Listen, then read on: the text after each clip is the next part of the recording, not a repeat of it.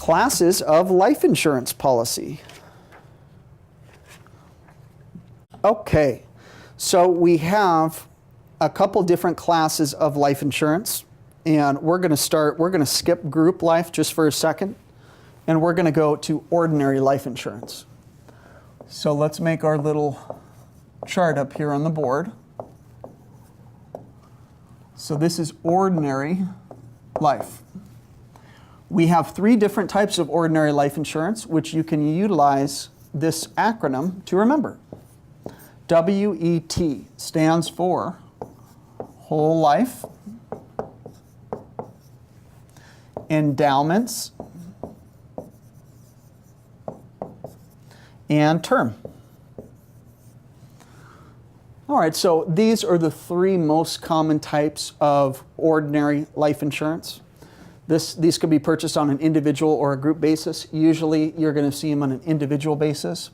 And we have a couple different factors which we'll cover briefly. But as we move forward, we're going to cover each one of these policies in much more detail. So right now we're going to kind of just get an overview of them to this point. Okay, term. Most people are most familiar with term, and it is very popular because it's the cheapest. So you're going to have the lowest premium, and there is no cash value. Another thing to remember, term is temporary. So what does term mean? It means time. Term policies are temporary. 1 year, 5 year, 10 year, 20 year, 30 year. I myself have a 30-year term policy. No cash value. What's cash value? Well, some of these policies have an investment account that accrues, like a savings account that's tied to the policy. Not term, there's no cash value. So since it's temporary, no cash value, that's why it's the cheapest. Whole life. What we call this is permanent. As you can imagine, that's why it's called whole life. It covers you till you die or you hit age 120. Does have a cash value.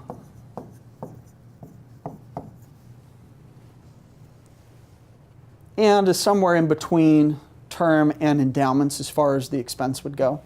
So with an endowment, most expensive. And to endow means to mature. So an endowment is almost identical to whole life insurance. It's just it endows at an age prior to age 120. So endowments are commonly used for education expenses. And like I said, we'll go into these things in much more detail later on. Let me just draw a separation between these things here.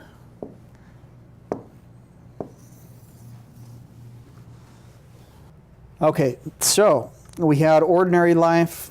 Let's go back up to group life. Now, group life, depending on the state, there's minimums as far as how many people you have to cover in the group. As it says in there, minimum of 10 people. As I said, it could be minimum of 2, 5, 10. You'll learn more about that in the laws of your states. But for a group policy, who's buying the policy?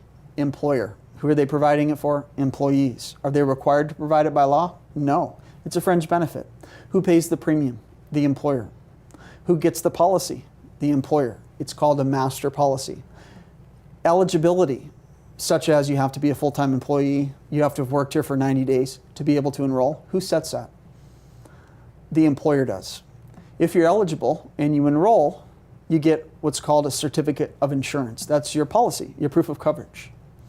You select the beneficiary. So you might name your spouse, your girlfriend, your son, whoever. But you get to choose that. That's group life. Now, if you're an employer, looking at what we just learned about these different types of ordinary life insurance, you could pick any of these three types. But which type are you most likely going to pick if you're the employer? I'll tell you what, I'm going to go with this one right down here. Why? Cheapest. Most group life insurance is term. Okay, so looking in that paragraph on group life insurance, most inexpensive type because they're selling mass insurance, volume versus individual. True group plans require a minimum of 10. Grace period's 31 days. We'll get to that later on what the grace period is. Most group insurance is written as annual renewable term, which is a 1-year term policy.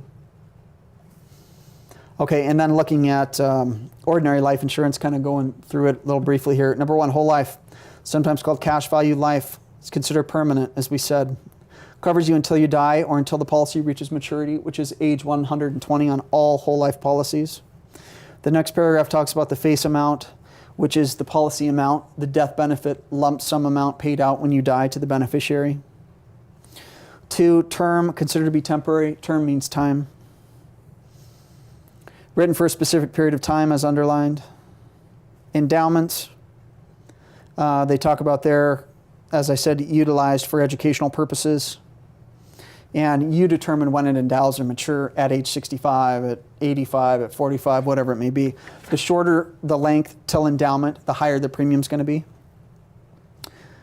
Moving on, next paragraph down talks about the Commissioner Standard Ordinary Mortality Table. Highlight that. Question or two on the exam. Now, most of the outlines, they list this 2001 Commissioner Standard Ordinary Mortality Table. And what this does is it groups together 10 million lifespans, and it tells you, it breaks down male and female, per age, how many per 10 million lifespans are going to die at a given age per year.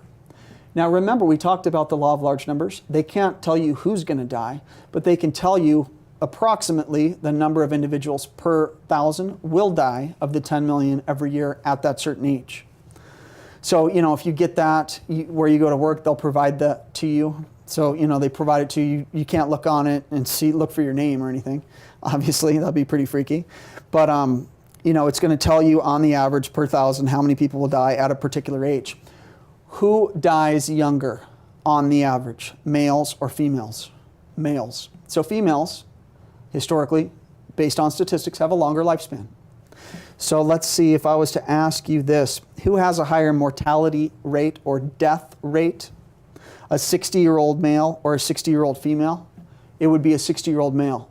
More 60-year-old males are going to die this year than 60-year-old females. Females have a longer lifespan. Okay, so that's maybe where you would see that. And then it talks about grace periods in the next paragraph, 30 days for ordinary life insurance. We'll talk more about that as we get into to the grace period provisions later on.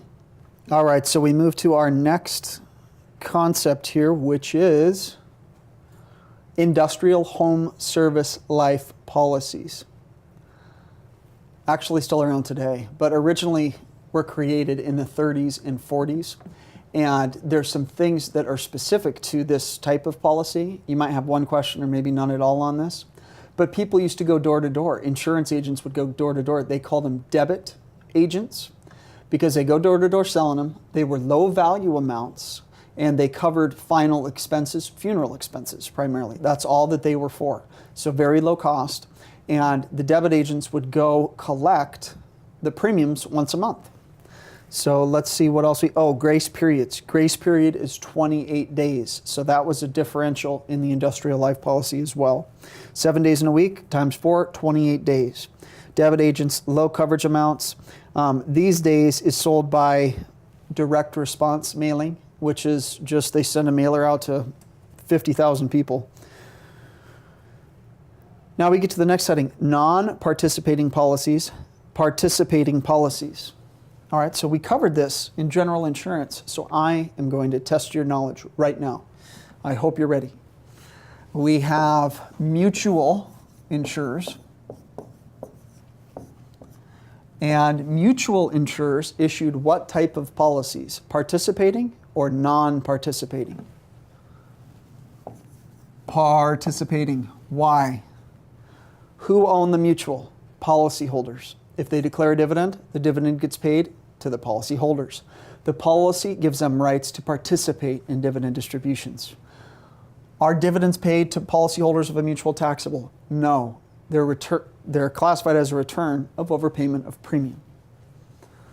And what else did we have? We had a stock insurer which issued non-par policies. Because who does a stock insurer pay dividends to if they're declared? Stockholders, not policyholders. Fixed versus variable life insurance and variable annuities. Okay, so this goes back to that chart that we did a little bit earlier. Let's see, we just pull that up here real quick, where we were, to refresh our memory. Okay, so here's where we had fixed versus variable life insurance. And they say under this heading, fixed products such as traditional whole life have fixed guaranteed rates of return. Cash values are invested in the insurer's general account, right? We mentioned there. Synonymous with a fixed product, general account. Conservative fashion, since the insurer bears the investment risk, which we mentioned right there. Moving on, 2 paragraphs down. Variable products do not have a guaranteed rate of return, nor do they have a guaranteed cash value. The cash value in variable contracts is invested in the insurer's separate account. So over here, we had separate account, synonymous with a variable product. And what else? Last paragraph here. Variable life insurance, variable annuities are considered to be securities and are regulated as such by the Federal Securities and Exchange Commission. That's a federal agency that regulates securities. And so when you get your license, you don't have to register with the SEC. You have to register with FINRA, right? The Financial Industry Regulatory, which used to be known as the National Association of Securities Dealers, NASD. Next heading, premiums. Nobody likes to talk about premiums because that's what you got to pay the insurance company in return for your coverage, right? Okay, so a few things you need to know for your test about premiums. Second sentence in that first paragraph, the cost of death, mortality, plus expenses minus interest equals the gross annual premium, which is the total cost over 12 months for life insurance. So notice it says the cost of death, mortality, plus expenses minus interest, which right up above that, above interest, right, also known as investment income, equals the gross annual premium. Now, if their interest or investment income goes up, what effect do you think that would have on the premiums you pay? They would go down because they would have higher rate of return. 2 paragraphs below, the method and frequency with which a premium is paid to the insurer is called the premium payment mode. Highlight or star that, the mode of payment. That's how frequently you pay your premium. Monthly, quarterly, semi-annually, annually. Notice in there, bi-monthly is not one of the options. So if you had a test question on your exam that said, all of the following are modes of payment except, and bi-monthly was one of those answers, that would be your answer. Bi-monthly is not a mode of payment. Now, the more frequently you pay your premium, the higher the overall total cost will be because of the service charges the insurance company levels. So the cheapest way to pay your premium as far as overall cost through the year is annual, because no service charge. Producer responsibilities. Okay, in that first paragraph. Now, earlier we talked about you being a frontline underwriter, which is true. You're very important to the insurance company and their underwriting responsibilities. You'll have a very good responsibility with the underwriter at your insurance company you represent.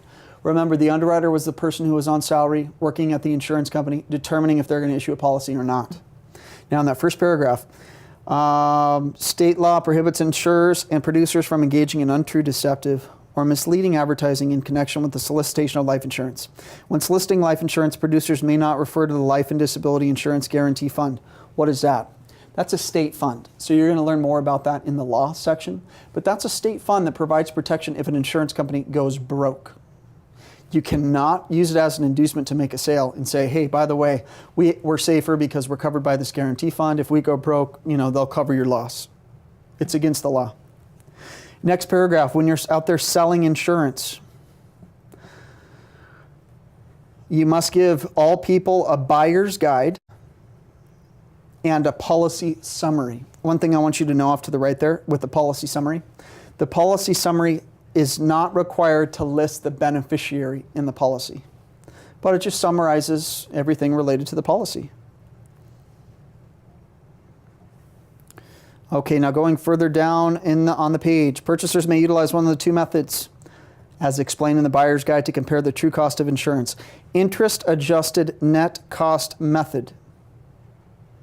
Now, this is the way to evaluate the cost of insurance if cash value amounts is of most importance to you. Because as you'll see, it helps you compare the cost of different policies you're considering if at some point in the future such as 10 or 20 years, you take cash surrender, which means you cancel the policy and you get all your money out of that cash value account. Comparative interest rate method is when the value of the cash value is not a primary concern and it's of secondary importance, and that's what you would utilize to rate your cost of, or evaluate your cost of the insurance policy. On to the next page, they mention a heading for the guarantee fund specifically. So we cover, and I mentioned it covers all authorized or admitted insurers, those licensed to conduct business in the state, should they go broke. And as we just mentioned, and it says in the last sentence there in the paragraph, producers are prohibited from using the presence of the guarantee fund as an inducement to a sale. You cannot reference it. Field underwriting. Okay, so you're the field underwriter. What's field underwriting? The first underlined thing in that sentence, entire contract clause. What's the entire contract clause? Well, it states what's admissible in court as the contract when the policy gets issued, and it is the policy plus what's ever attached when the policy is issued. So if the application is attached, then that becomes part of the policy, and that would be contestable in court should something go to court in the future. They also mentioned in that paragraph what's underlined, the producer's report. That's part of the application as well. So there's a portion of the application called the producer's report that you as the producer actually fill out, and it has questions about your evaluation of the applicant. What's the underwriter going to do in their responsibility in underwriting and evaluating the applicant? They're going to order an investigative consumer report, basically a credit report. And when doing so, the applicant must be giving a notice regarding insurance information practices as required under the Fair Credit Reporting Act, which is a federal law. In the next paragraph, the application also permits the applicant to select how often they want to pay their premium, the mode of payment. The next paragraph talks about who has to sign the application, which we've talked about before, but it is the proposed insured. The applicant, if different from the proposed insured, remember we talked about third-party ownership. And the producer. So you have to sign the application. Yes, that's true. So remember that. Once completed, the producer may not change anything on the app without the written consent of the applicant. We touched on that in the last section, but there's some reinforcement there. Of course, the producer is also responsible for collecting the premium at the time of the application is signed. Now, then it goes on in this paragraph, and it states, talks about acquisition costs, and in parentheses says commissions, cost of physical exams, underwriters, etc. Those acquisition costs are related to acquiring the business of the policyholder, and those are highest in the first year of the policy, as you could imagine. And then in that next paragraph, we start talking about conditional receipt. Okay, so let's go into that in detail here. So let's say that we've got our application here, which looks like something like this.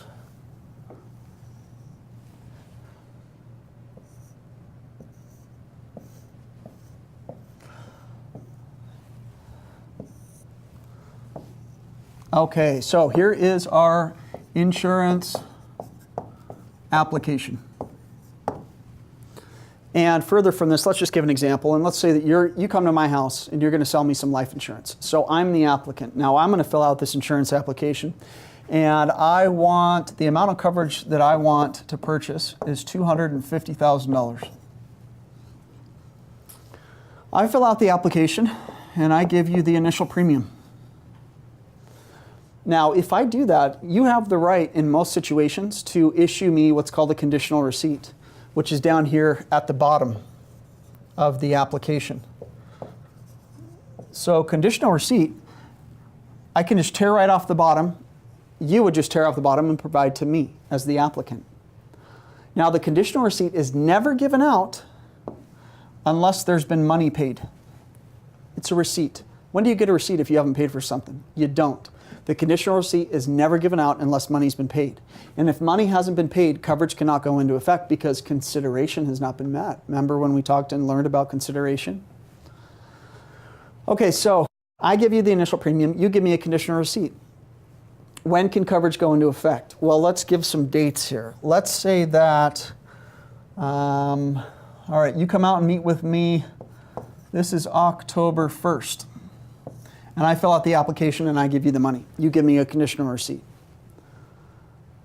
and there are no conditions to satisfy. Now, say that you issue the policy to me, or you give me the conditional receipt, and I say, hey, what are the conditions to satisfy? You say there's no conditions to satisfy. That means coverage is effective immediately. So say that you come to see me and you give me the conditional receipt, no conditions to satisfy. You're leaving, and I come out, and I just got some brand new rollerblades. I don't know if you remember what those are, but inline skates, you know. So I haven't rollerbladed since I was 7 years old, but I saw somebody on YouTube doing it, and it reminded me of the old days, so I figured I'd go get some for myself. And this is the first day of me trying them out, strapping them on. And so I say, hey, you know, I'm going to put my rollerblades on right now. Come check me out. I've got some tricks I want to show you from, you know, that I remember from when I was 7. You say, oh, okay. So we go out in my front yard. I strap my rollerblades on, and I've got some rockets that I attach to the bottom of them too, like those. They're basically like commercial grade explosives. And I strap those on there and light them up, and here I go right on down the road. And you're thinking, this guy isn't out of his mind. You know, what's going to happen here, you know? So, and sure enough, I get loose control, go right out in the street. Here comes a semi, takes me out. And you know, come running down the street to make sure I'm okay. And, you know, I'm down there on the ground shaking, you know, I'm on death's door. And what do? Well, I have this conditional receipt in my pocket. I pull it out of my pocket, uncrinkle it. I look at it, get a little bit of a smile, and then I'm dead. So what do? I mean, am I covered or not? Well, I told this story, and you know, none of these stories are true, obviously, but they're just to help you remember these concepts here. But I told this story in a live class one time and said, you know, what do? And I had a student who said, well, take that conditional receipt and put it in the shredder. No, it's not what you're going to want to do, because I had coverage immediately. If you give a conditional receipt and there's no conditions to satisfy, I have coverage right away. That means $250,000. Death benefit goes to my beneficiary tax-free. Okay, so change it. Let's say you give out a conditional receipt on 10/1, and the requirements, one of the conditions is I have to go pass a physical exam in order for coverage to go into effect. And say that same thing happens, would I be covered? No, because I hadn't gone to have a physical exam done yet. Okay, so say I don't die, I don't put on the rollerblades, and on 10/15 I go pass a physical exam. That's when coverage would go into effect. Now, then again, this is all considering the underwriter would approve my application, because what if I made a material concealment or I committed fraud? There's something I didn't tell you, there was something you didn't see, the underwriter gets and says, hold on a second, Scott's had 5 heart attacks in the last 3 years he didn't tell you about. Well, then they're not going to issue the policy and there would be no coverage. But assuming I was acceptable to the underwriter, this is how a conditional receipt would work. Okay, so I don't pay the premium. Am I going to get a conditional receipt? Nope. Now, what's a binding receipt? Sometimes a binding receipt, which is different than a binder, a binding receipt could be utilized, which is very rare. But what a binding receipt is it provides a smaller amount of the face amount immediately. So it might say you're covered up to $25,000 if you die right away. And then once your policy is issued, then you get the full $250,000 of coverage. So binding authority would be found in your contract with your insurance company. That would be your, what type of authority? Express authority. All right, so let's take a look here, that paragraph. When accepting the initial premium from an applicant, a producer usually gives a conditional receipt. Not given unless the money's paid, which makes the coverage effective on the date of application if the company finds the applicant to have been insurable on that date. Conditional receipt never given unless the premium has been paid. The producer's responsibility to advise the client which conditions must be met in order for coverage to apply, if any. Some companies use binding receipt instead, which always make coverage effective on the date of application. A binding receipt, which highlight is also known as a temporary insuring agreement, limits the maximum amount of coverage the company is liable for until the policy is issued, which is known as a temporary term of coverage. Binding authority would be found, as I said, in your contract. Okay, next paragraph we learn, as is underlined there, maybe a test question on, can you backdate coverage? Yes. Why would you backdate coverage? To get a younger age. So say today I turned 40. And if I was 39, my rate would be 10% less. Well, maybe we could backdate and depending on the company, and most companies allow you to do this, we could backdate the application a day or a month to get my lower age so that I could get that lower rate. Okay, so we talk about replacement on the bottom of the page. Applicants must also indicate on the application whether or not the new application is for life insurance will replace a policy the applicant already owns. On to the next page. All right, so what are we talking about? We are talking about replacement. So this is a question on the application, meaning, do I have life insurance? If I do, I have to check yes if I'm replacing the old policy with a new one. So if I'm going to use money from the old policy, if I'm going to cancel the old policy and buy a new one, I have to check mark the box on the application. And if I do so, you as the producer must give the applicant a notice regarding replacement and a policy proposal or outline of coverage, which we kind of talked about there. The new policy will not likely develop a cash value, so these are some things you're going to have to go over with the applicant about the new policy. Suicide clause and incontestability clause, period, starts over again. And I know we haven't learned about those things yet, but we will. Next paragraph, although replacement is not illegal, so let's write that down, not illegal. Replacement to the detriment of your client is illegal, and it's referred to as twisting. Okay, so replacement in and of itself is not illegal. However, replacement to the detriment of your client is illegal, and it's called twisting. So it is something that you do not want to be doing. And it's a situation that could open you up for an errors and omissions claim. The next paragraph talks about you being a frontline underwriter. Last sentence in that paragraph, the producer as field underwriter is in a better position to determine whether or not the applicant really fits the underwriting guidelines of the company. Remember in the next paragraph, although applicants are not required to make warranties on applications, what's the definition of warranty? Guarantee of truth. Are those required in life and health insurance? No. What are required in life and health insurance? Representations. Truth to the best of your knowledge. Which are known as representations. Warranties defined as sworn statements of truth, not required on insurance apps. Then we start talking about delivery and what's called the free look.